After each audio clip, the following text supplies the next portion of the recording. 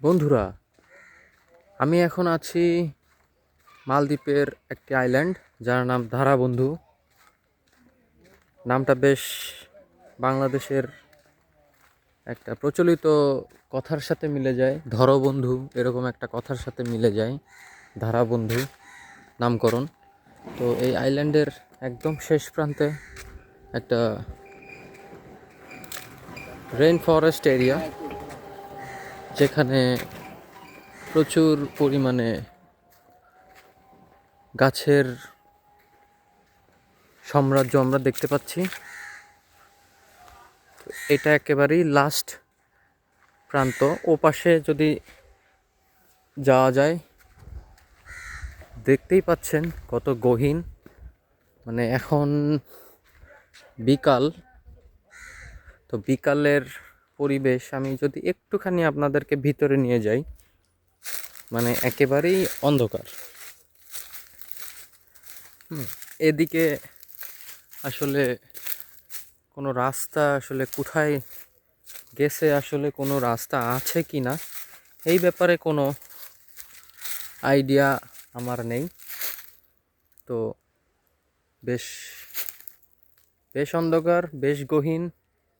তো আমার যেহেতু অপরিচিত জায়গা, আমি বেশি ভিতরে যাচ্ছি না। আপনাদের দেখানোর স্বার্থে কিছু গাছ এবং কিছু প্রকৃতির সৌন্দর্য তুলে ধরা।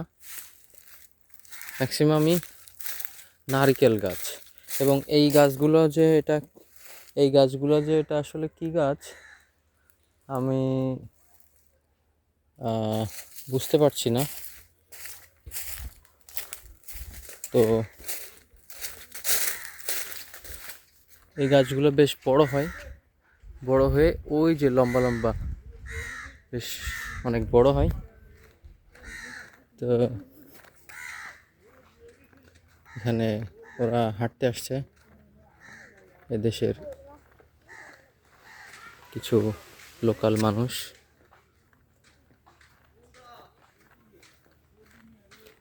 এই পাশটাতে ম্যাক্সিমাম লোকাল মানুষদের চলাফেরা।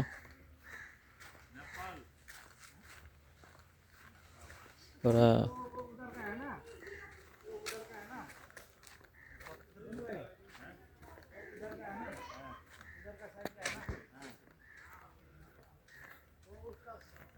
এদিকে বেশ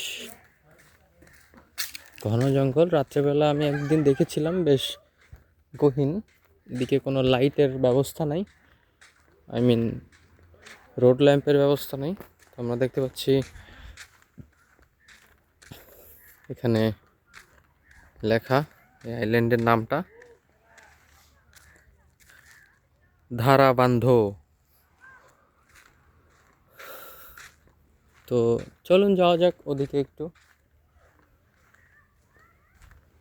হাঁটতে থাকি, দেখতে থাকি।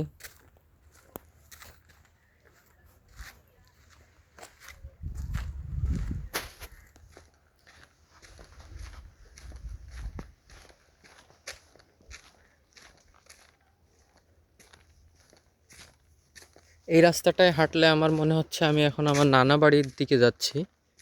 মানে আমার নানা বাড়ি যেতে গেলে ঠিক এরকম টাইপেরই বাগান দুপাশে, মেইন রোডের পাশ দিয়ে আর কি। তো যেমনটা বলছিলাম আপনাদেরকে, এই গাছটার ব্যাপারে আমার কোনো ধারণাই নেই, তবে গাছটা অনেক বড় হয়। এবং এই গাছের একটা ফল আপনাদেরকে আমি দেখাতে পারি। এই যে, আপনারা যারা চিনেন তারা আমাকে জানাবেন এটা কি গাছ। গাছের ফলটা কিছুটা এরকম। তো গাছটা বেশ অনেক দূরে, অনেক বড়, একটা প্রায় প্রাপ্তবয়স্ক নারকেল গাছের সমান এই গাছটা। তো চলুন যাওয়া যাক ওদিকে একটু। বেসিক্যালি এখানে আমি আসছি কিছু অফিসিয়াল পারপাসে। সেগুলোকে শেষ করতে হয়তো আমার 1 মাস মতো সময় লাগতে পারে।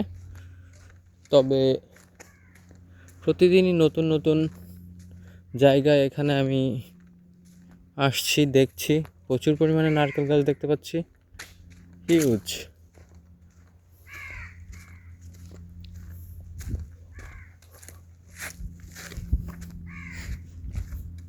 এদিকে শুধুই আমি একা। আমি একটু এয়ারপোর্টের এরিয়া দেখতে পাচ্ছি, এয়ারপোর্টের শেষ প্রান্ত দেখা যাচ্ছে। এখানে একটা ননি ফল গাছ, ননি ফল গাছে অনেক ননি গাছ ননি হয়েছে, বেশ অনেকটা। এই গাছটা আসলে যারা জানেন তারা তো জানেনই, আর যারা জানেন না তাদের উদ্দেশ্যে বলতে চাই, এই গাছটি প্রত্যেকটা ফ্যামিলির বাসার আঙিনায় এই গাছটি লাগানো উচিত। তার কারণ এই গাছটা একটা ম্যাজিক্যাল, যার উপকারিতার কোনো সীমা নেই। 150 থেকে 55 প্রজাতির শারীরিক সমস্যা থেকে আল্লাহর রহমতে রোগ মুক্তি পাওয়ার একটি শেফা এই গাছের ফলে দেওয়া আছে। বিশেষ করে যাদের শরীরের ব্যথা, তো আল্লাহর রহমতে আমাদের বাসায়ও একটা আছে, এবং আমিও এটা প্রতিদিন সকালে খেতাম যখন বাংলাদেশে ছিলাম। তো এখানে এই টাইপের অনেক রকমের ঔষধি গাছ আমরা দেখতে পাই, বিশেষ করে মালদ্বীপের বাগানে, ঘন জঙ্গলে। আমার মনে হয় এই জায়গাটুকু পুরোটাই বাগান ছিল এই জায়গাটা।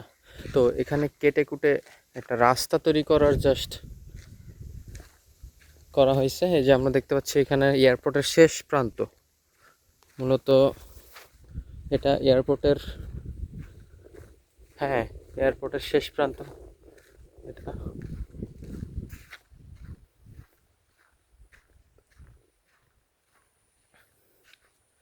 প্রায় 3 কিলোমিটার এরিয়া জুড়ে একটা এয়ারপোর্ট আছে ধারাবন্ধুতে। তো তারই শেষ প্রান্তে চলে এসেছি আমি হাঁটতে হাঁটতে আমার অজান্তে। বাহ, কত সুন্দর না, কত সুন্দর। মনে হচ্ছে গাছের তৈরি একটি ছোট্ট পাহাড় টিলা। হ্যাঁ, তো যেমনটা বলছিলাম, ওই যে সেই গাছটা, যে গাছটার আমি নাম জানি না, ওই গাছটাকে বেস করে এখানে একটা পাহাড় টিলা তৈরি হয়ে গেছে, সাথে জঙ্গলে বুনো গাছ তাকে ঘিরে ফেলেছে।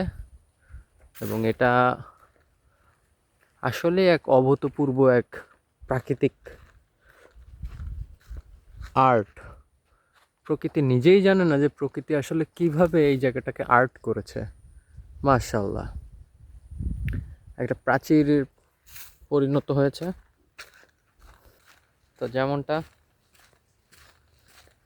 আপনাদেরকে দেখাতে দেখাতে আমি আসলে কত দূরে চলে এসেছি আমি বোঝাতে পারবো না, তবে আসলে অনেকটা দূরে চলে এসেছি।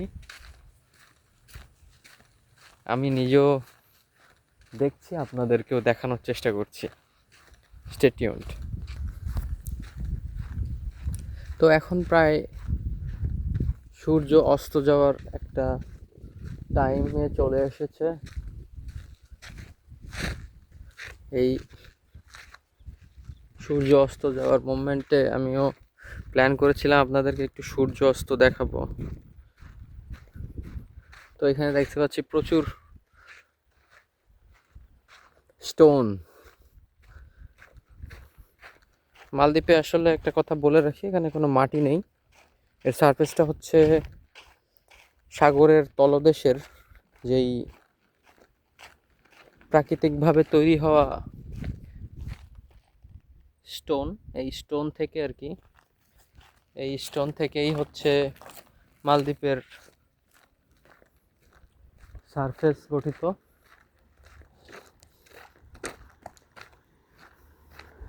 এখানে ওয়ার্নিং দেওয়া আছে, এটা সিকিউরিটি রেস্ট্রিক্টেড এরিয়া, তবুও আমি চলে এসেছি। সো এখানে শুধুমাত্র আমি জানি না এটা আসলে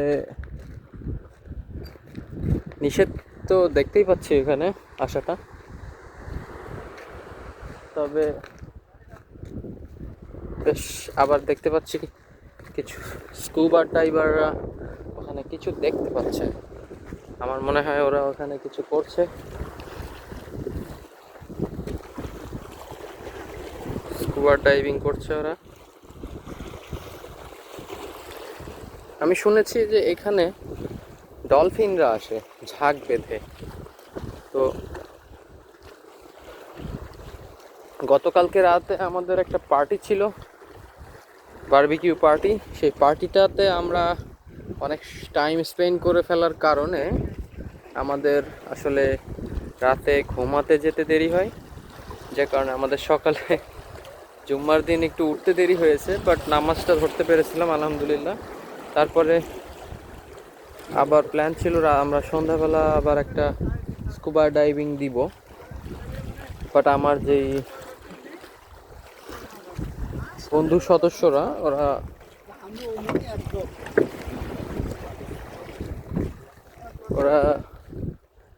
বেশি একটা রেডি না, একটু শারীরিকভাবে ওরা একটু উইক ছিল, ঘুমাচ্ছে দেখলাম। তো আমি ওদের জন্য আর ওয়েট করিনি, আমি বললাম ঠিক আছে একা একাই একটু স্কুবা ডাইভিং করা যাক। তবে ক্যামেরা আসলে সেই মুহূর্তে আমার সাথে ছিল না, যে কারণে আমি ওই মোমেন্টগুলোকে ক্যাপচার করতে পারিনি। পরবর্তীতে আমি আবার যখন স্কুবা ডাইভিং করব তখন দেখাবো। অনেক রোদ, তাকানো যাচ্ছে না। আমি জাস্ট ওয়েট করতেছি এখানে সূর্যাস্তর জন্য। তো স্টে টিউনড।